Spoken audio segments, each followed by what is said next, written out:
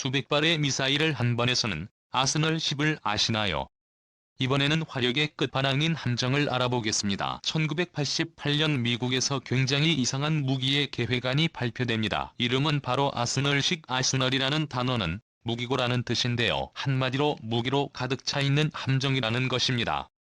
여기에 실내는 무기는 바로 미사일입니다. 당시 화력을 대표하는 함정 전함이 사라지고 함정들이 보다 방어적으로 바뀌게 되었습니다. 그러다 보니 함정에는 공격 무기를 실을 공간이 적어졌고 화력을 더 강하게 만들기 힘들다는 단점이 있었습니다. 과거 전함의 화끈함을 잊지 못한 미국은 현대판 전함을 만들어야겠다고 생각합니다. 당시에는 이지스 구축함들도 실전 배치되는 중이었고 방어력에는 자신이 있었기 때문에 이지스 구축함과 같이 작전을 수행하는 화력 담당 함정을 계획한 것입니다. 아스널 10은 12개의 미사일 수직 발사가 들어가는 함정으로 동시에 몇백 개의 미사일을 적에게 쏟아 붓는 말 그대로 화력 끝판왕으로 구상되었습니다. 함정에 탑승하는 인원도 최대한 줄여 10명 정도로 구상했고 미사일 이외에는 대부분 다 빼버렸습니다.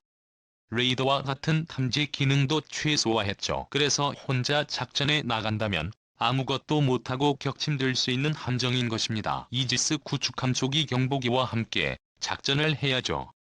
오로지 공격만을 위한 함정입니다. 정확한 무장을 한번 알아보겠습니다. 네, 안녕하십니까. 군사기밀 뉴스 TV입니다. 알람 설정을 하시면 영상 업로드 시 바로 시청하실 수 있습니다.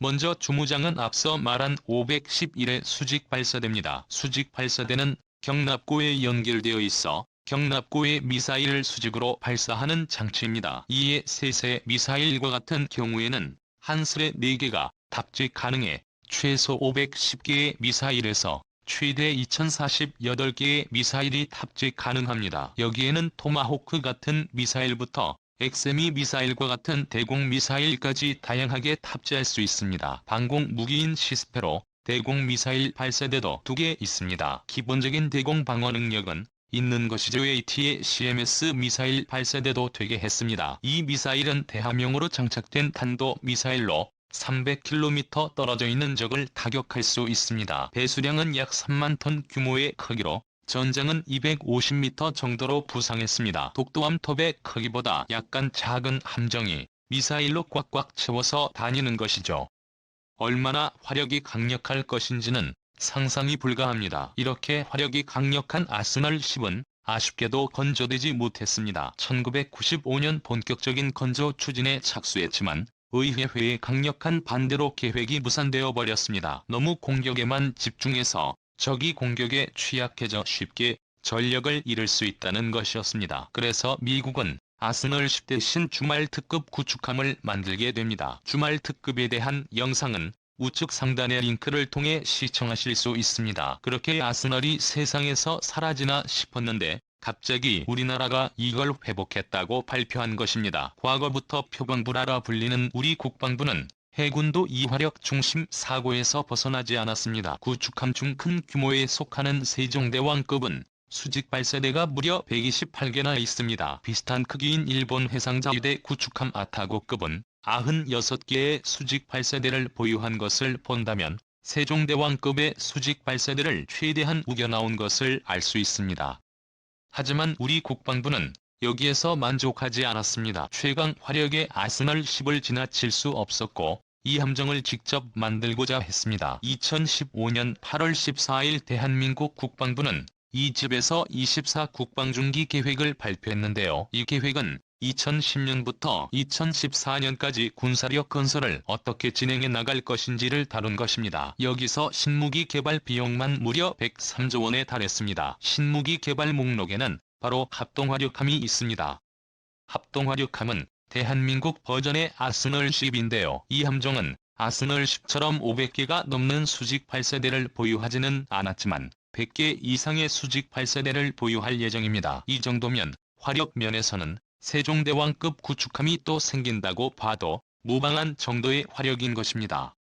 배수량은 약 6,000톤 규모로 예상하고 있습니다. 이렇게 미사일을 엄청 싣고 다니면서 전시 북한의 핵시설 및 중요 시설들을 한 번에 타격해 모두 무력화시키는 것이 목표입니다.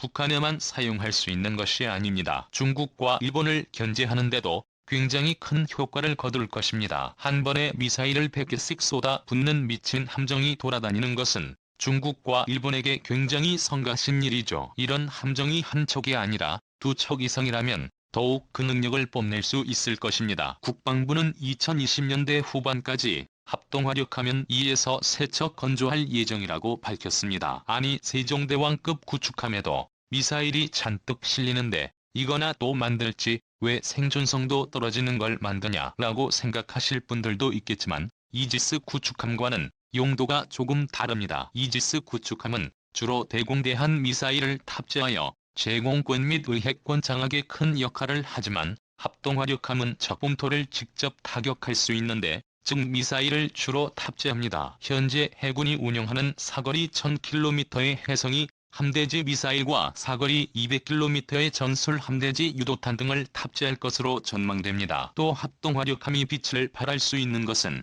북한이 대양 능력이 떨어지기 때문입니다. 이렇게 방어 능력 없이 미사일 발사관만 덕지덕지 달아놓아도 북한이 이 함정을 찾아내서 선제 타격하기에는 무리가 있죠. 작전 중이라고 하더라도 이지스 구축함에 호위를 받는 합동화력함이 격침될 일은 드물다고 판단됩니다. 그리고 우리가 공격할 대상들이 우리나라와 지리적으로 가깝고 미사일의 사정거리는 매우 멀기 때문에 해군 기지 근처에 있어도 북한을 쉽게 타격할 수 있습니다. 하루빨리 합동화력함이 배치되어 우리나라를 굳건하게 지켜주길 희망합니다. 국방종기 2020에서 2014 사업을 통해 합동화력함 건조 사업이 결정 및 공개되었습니다. 합동화력함은 미국의 아스널 쉽게 한국형 모델로서 북한의 선제 타격에 대응한 가장 최적의 대응 방안으로 기대되고 있습니다.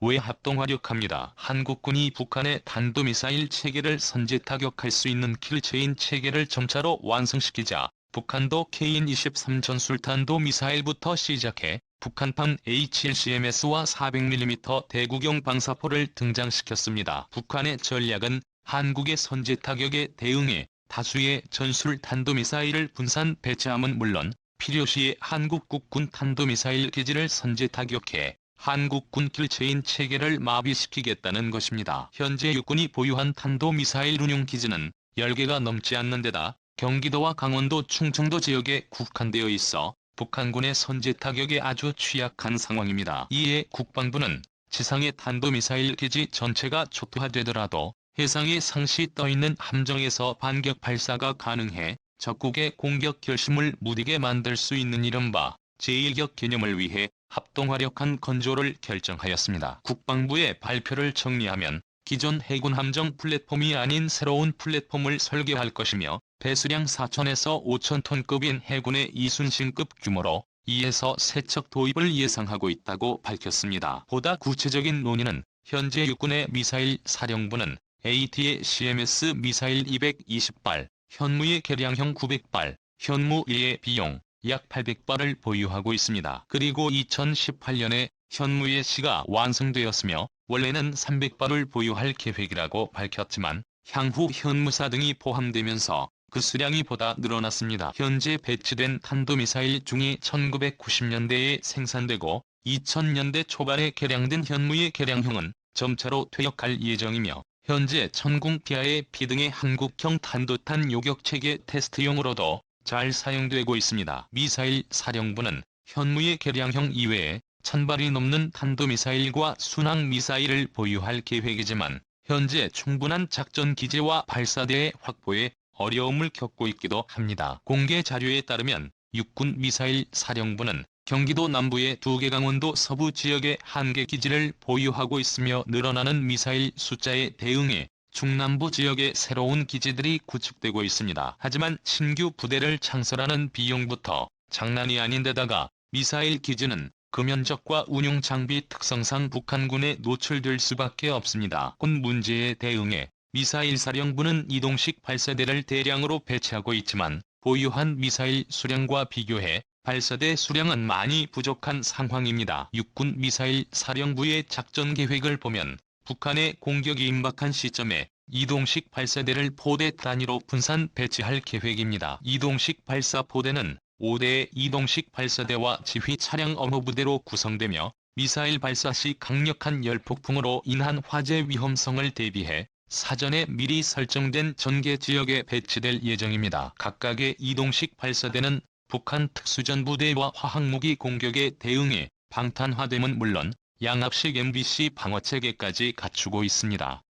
육군이 이동식 발사대의 생존성과 비용 문제. 그러나 이동식 발사대는 평시에는 기지에 집결되어 있어 북한의 기습적인 선제 미사일 타격을 허락하면 상당한 타격을 받을 수밖에 없습니다. 그렇다고 북한 비상 상황에 대응해 너무 일찍 이동식 발사대를 분산 배치할 경우에는 국민들에게 필요 이상의 공포심을 조성할 수 있습니다.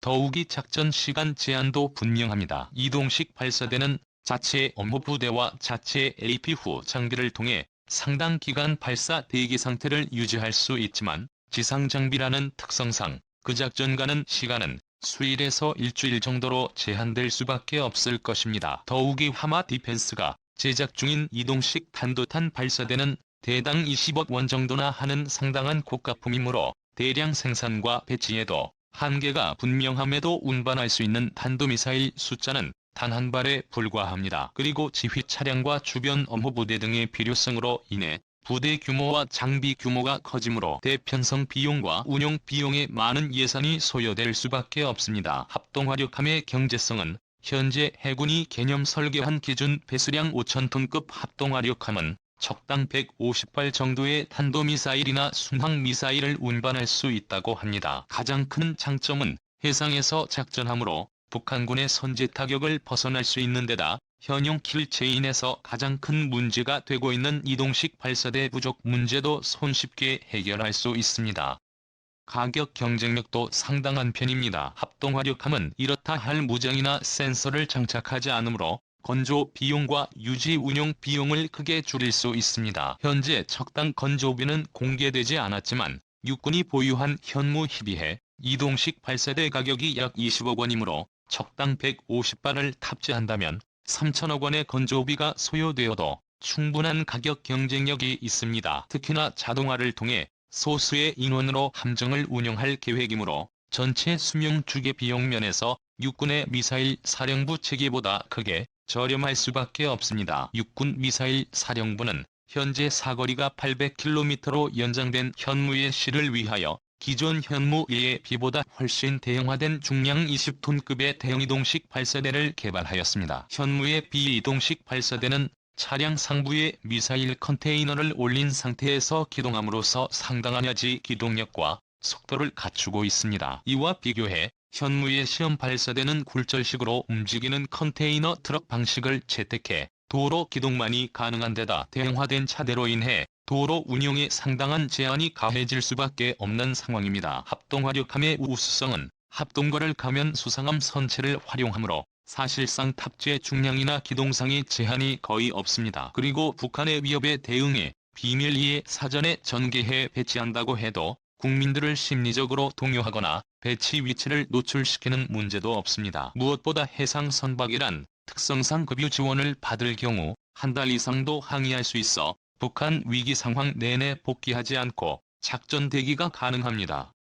물론 단점도 존재합니다. 만약 합동화력함이 공격당하면 한꺼번에 너무 많은 전력을 손실할 수 있다는 문제가 있습니다. 본 문제에 대응해 해군은 합동화력함 최고의 레이더 스텔스 성능은 물론 무엇보다 북한 잠수함 공격에 대응해 KTDS급을 위하여 개발을 준비 중인 조용한 전기 추진 시스템을 장착할 계획이라고 합니다. 합동화력함은 북한의 선제 타격에 대응하고자 시작되었지만 향후 장거리에 대한 무기를 대량으로 탑재함으로써 주변국에 대한 전략적 대응 수단으로도 활용할 수 있을 것입니다. 합동화력함은 아직은 기획 단계이므로 향후 2020년대 후반기에 등장할 것으로 판단됩니다. 군사기밀 뉴스테이블입니다. 다음 영상에서 만나요.